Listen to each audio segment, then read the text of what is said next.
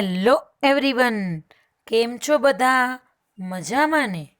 Hope you are fine and safe. તો આજે આપણે આ ચેપ્ટરનો last topic internet, core banking અને મોબાઈલ બેન્કિંગ વિશેની માહિતી મેળવીશું. ઇન્ટરનેટ બેન્કિંગમાં આપણે બે પ્રકારનો વ્યવહારો જોયા હતા: નાણાકીય વ્યવહારો અને બિન નાણાકીય વ્યવહારો. એક ખાતામાંથી બીજા ખાતામાં નાણાં ટ્રાન્સફર કરવા એને આપણે નાણાકીય વ્યવહારો કહેવાય. એટલે એમાં નાણાંની લેવડ દેવડ થતી હોય. જ્યારે બિન નાણાકીય વ્યવહારોમાં નાણાંની લેવડ દેવડ થતી નથી. તો એવા વ્યવહારોને બિન નાણાકીય વ્યવહારો કહીએ છીએ. ત્યારબાદ આપણે કોર બેન્કિંગ વિશેની માહિતી મેળવી હતી. તો કોર બેન્કિંગ, કોર એટલે શું?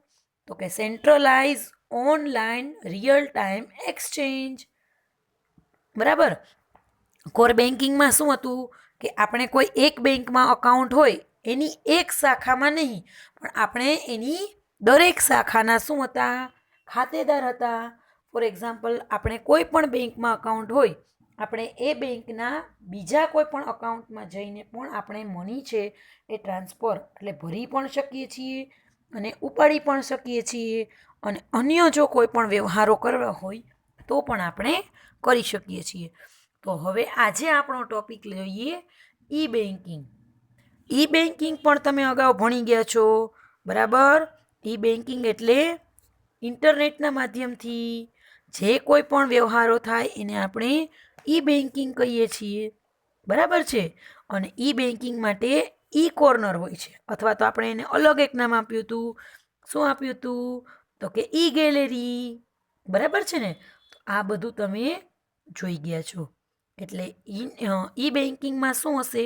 તો કે ઇલેક્ટ્રોનિક બેન્કિંગ. અને એમાં કેવું હોય? તો કે બેંકના વ્યવહારો ભૌતિક સ્વરૂપને બદલે હવે ઇલેક્ટ્રોનિક સ્વરૂપમાં ટ્રાન્સફર થશે. તો ચાલો જોઈએ ઇલેક્ટ્રોનિક બેન્કિંગ. ઈ બેન્કિંગનું ફૂલ ફોર્મ પૂછાશે તો વિદ્યાર્થી મિત્રો તમને આવડી જશે ઇલેક્ટ્રોનિક બેન્કિંગ. તો ચાલો આજે આપણે ટોપિક જોઈએ ઈ બેન્કિંગ. આજકાલના સમયમાં એટલે કે પ્રવર્તમાન સમયમાં તમામ બેંક છે તેની શાખાઓ હોય છે, અને એ બધી જ શાખાઓ આપણે જોયું કે ઇન્ટરનેટના માધ્યમથી એક સર્વર સાથે જોડાયેલી હોય, બરાબર? એટલે આમાં કોઈ કંઈ પ્રશ્ન નડે જ નહીં. આજનો યુગ કેવો છે? તો કે ઇન્ટરનેટનો યુગ છે, બરાબર? એટલે બધા જ કોમ્પ્યુટર્સ છે એ એક ઇન્ટરનેટના માધ્યમથી એક સર્વર સાથે જોડાય છે. માટે વ્યક્તિનું ખાતું કોઈ પણ શહેરની શાખામાં હોય અને તે અન્ય સ્થળેથી અન્ય કોઈ શાખામાંથી નાણાં જો ઉપાડવા ઈચ્છે કે રકમ ડિપોઝિટ કરવા ઈચ્છે તો તે કરી શકે, બરાબર? હું રાજકોટ છું, રાજકોટથી હું ક્યાં ગઈ છું? તો કે સુરત. તો મારે રાજકોટમાં અકાઉન્ટ છે, પણ હવે હું જો સુરત ગઈ છું અને મારે પૈસાની જરૂરિયાત છે, તો શું મારે ઉપાડવા હોય તો હું ઉપાડી શકું? તો કે હા. શું મારે પૈસા ભરવા હોય તો ભરી શકું? તો કે હા. તો આને જ આપણે શું કહીએ? ઈ બેન્કિંગ, બરાબર? હાલમાં તો શું થાય છે કે બેન્કોએ વિવિધ જગ્યાએ પોતાના ઈ કોર્નર પણ બનાવેલા છે. ઈ કોર્નરને આપણે ઈ ગેલેરી તરીકે પણ ઓળખીએ છીએ, બરાબર? અત્યારે ત્યાં પણ કેવું છે? તો કે 24/7 પૈસા ઉપાડવાના એટલે કે એટીએમ મશીન અને પૈસા ભરવાના, બરાબર? ચેક પણ તમે ગમે ત્યારે એમાં રાખી શકો, એટલે ડ્રોપ બોક્સ પણ રેડી જ રાખ્યા હોય છે, બરાબર? તો આ બધું જ તમે ઈ કોર્નર અથવા તો ઈ ગેલેરીમાં કરી શકો. જેના દ્વારા શું હોય? તો કે મશીનની મદદથી એટીએમની મારફતે એટીએમ કાર્ડ તમારું જોઈએ, બરાબર? તો એનો આપણે ઉપયોગ કરીને ખાતામાં નાણાં તમે ઉપાડી પણ શકો અને જમા પણ કરાવી શકો. અને તેમના ખાતામાં રહેલી સિલક તમે પૈસા ભરી પણ શકો અને તમે પૈસા ઉપાડી પણ શકો. અને સાથે તમારે મિની સ્ટેટમેન્ટ જોતું હોય, યસ, તમારા ખાતામાં કેટલા નાણાં છે એવી સિલક જાણવી હોય તો તમે એના વિશેની પણ માહિતી જાણી શકો છો.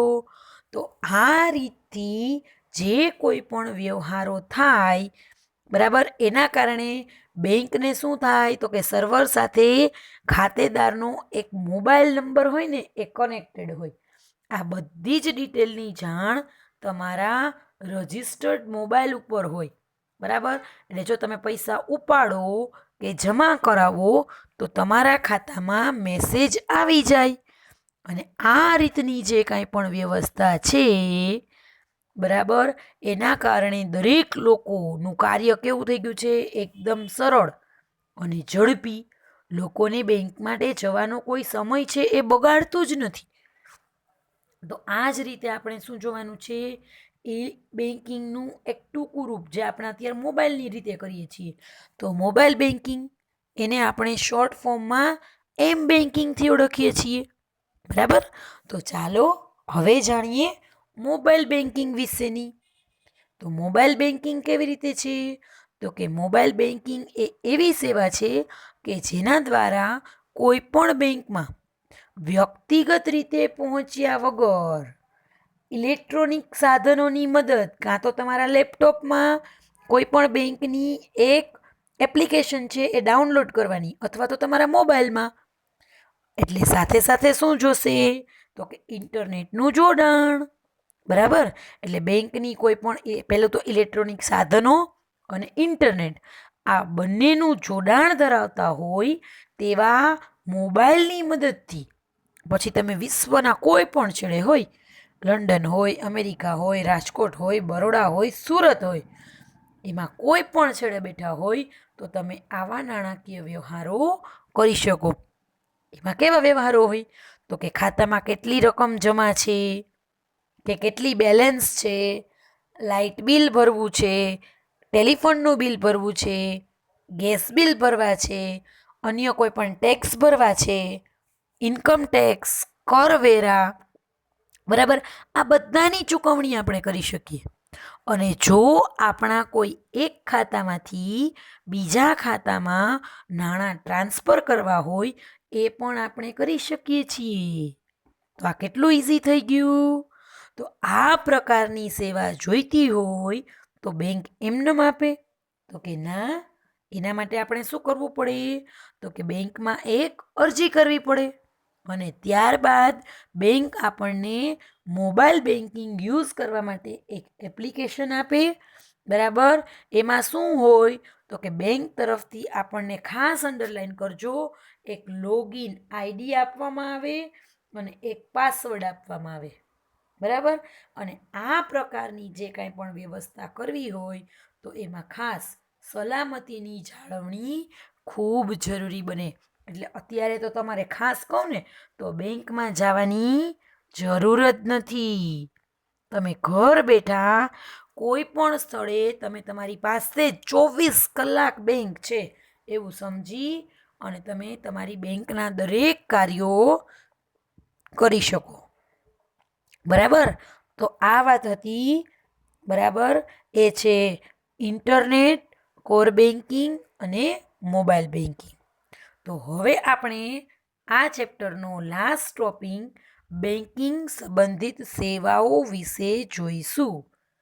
તો આ સેવા એટલે કઈ સેવા તો કે એટીએમ કાર્ડ આપે છે. એટીએમને આપણે અન્ય ડેબિટ કાર્ડ પણ કહીએ છીએ. અત્યારના જે એટીએમ છે ને એ આપણા ડેબિટ કાર્ડ જ છે. અને હજી પણ એક ફેસિલિટી આપે છે, એ છે ક્રેડિટ કાર્ડ, બરાબર. તો આ ત્રણેય વિશેની આપણે માહિતી વિગતે મેળવીએ.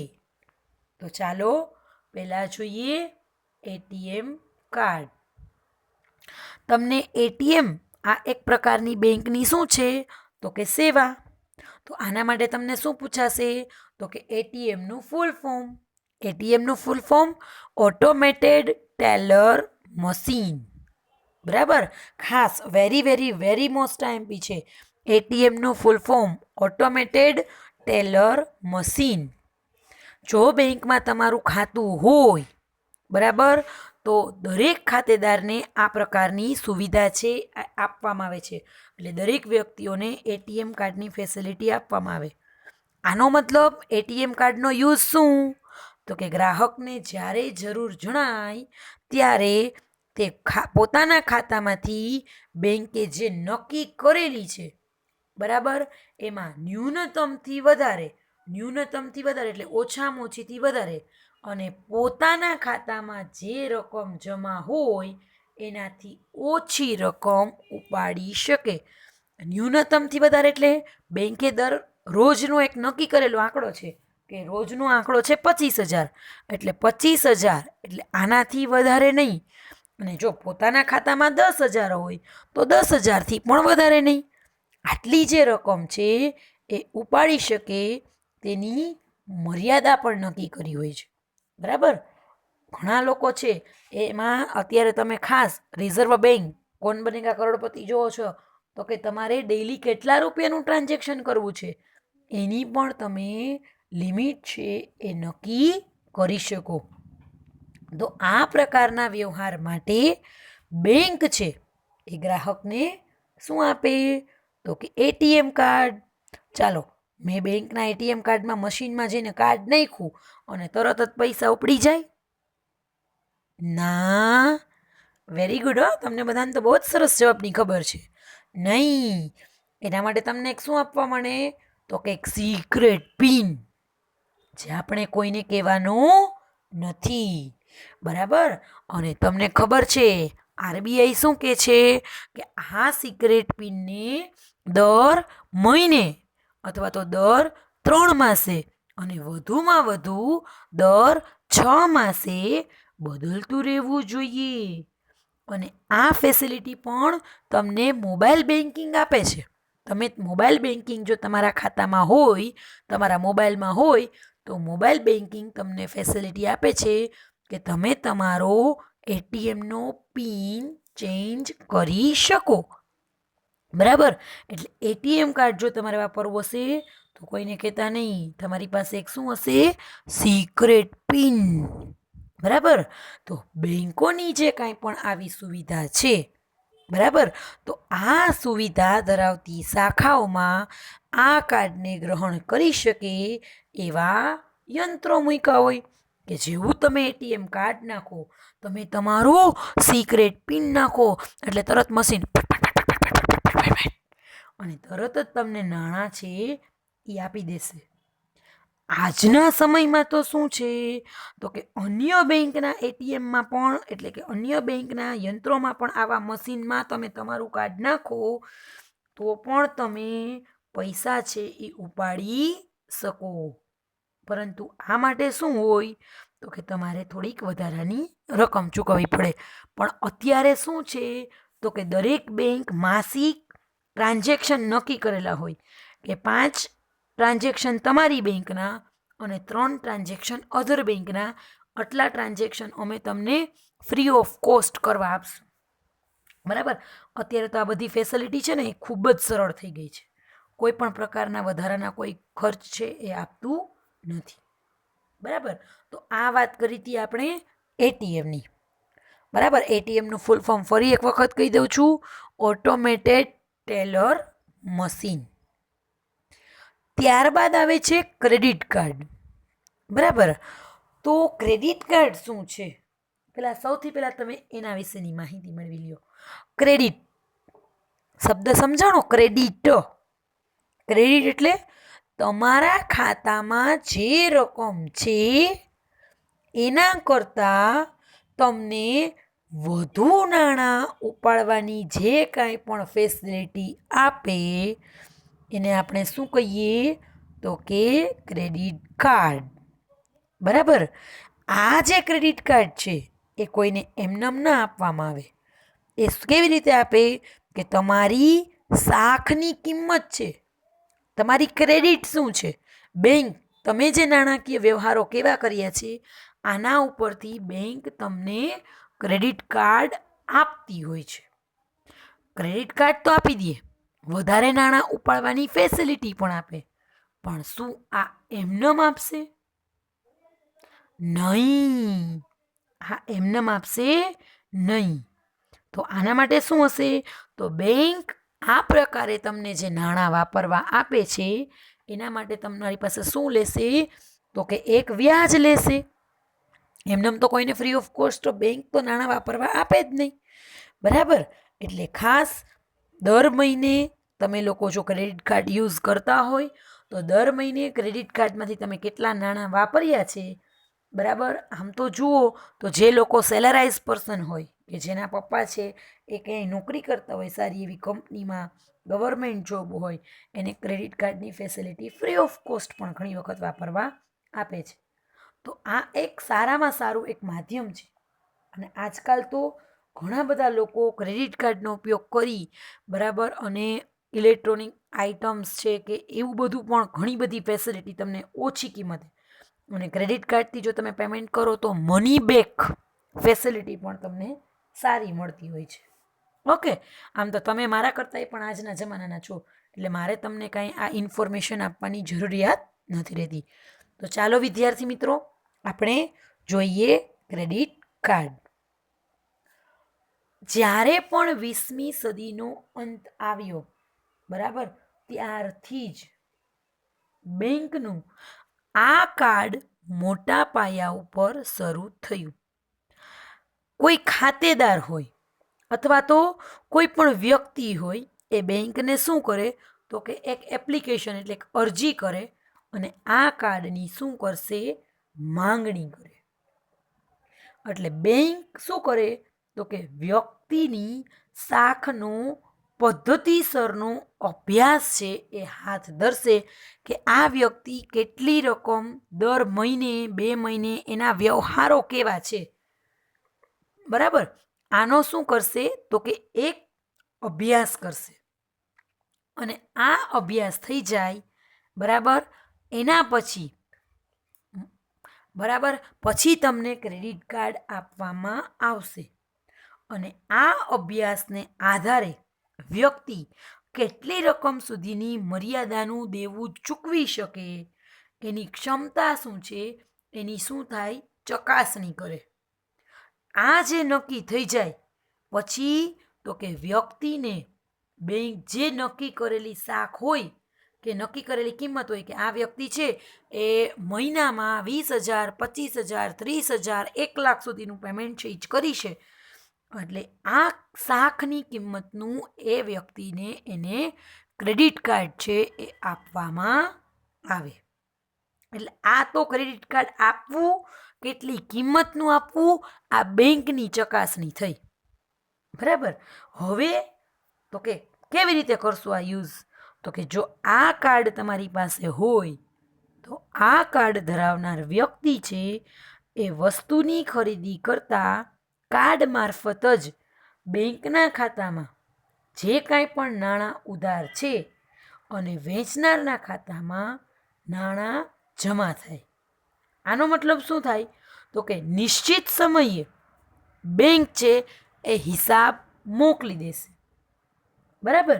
અને જે કાર્ડ ધારકોને નિશ્ચિત સમયગાળામાં બેંકને રકમ છે એ ભરપાઈ કરવાની હોય.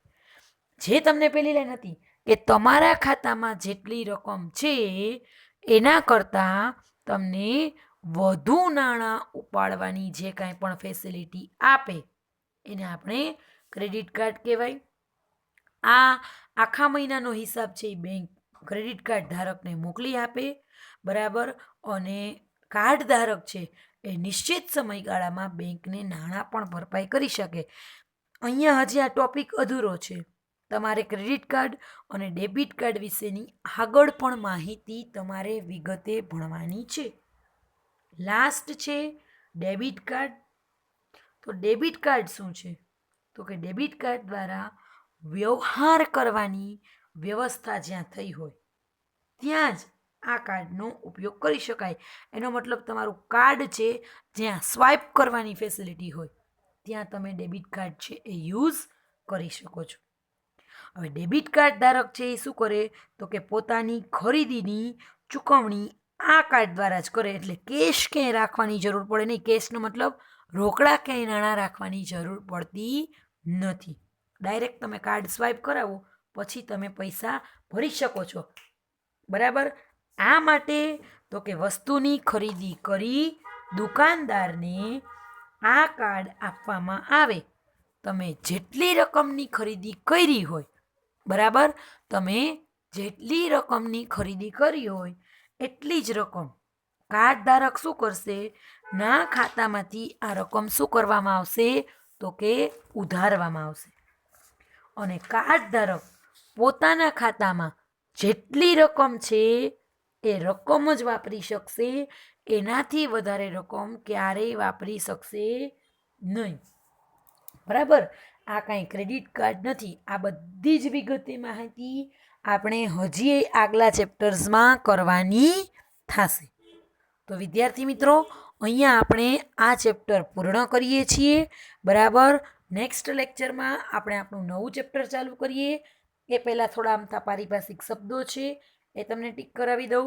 RBI, Reserve Bank of India, ATM, automated teller machine, know your customer, KYC, RTGS, real time gross settlement, demat, dematerialisation, NEFT, national electronic fund transfer, IFSC code, IFSC એટલે કે Indian financial system code, IDRBT, institute for development and research on banking technology, DNS, different net settlement, core, centralise online real time exchange, અને PIN, personal identification number. આ બધા વિશેની તમે માહિતી મેળવી. એટલે અહીંયા આપણે આ ચેપ્ટરની પૂર્ણાવતી કરીએ છીએ. Thank you all of you. Bye. Have a nice day.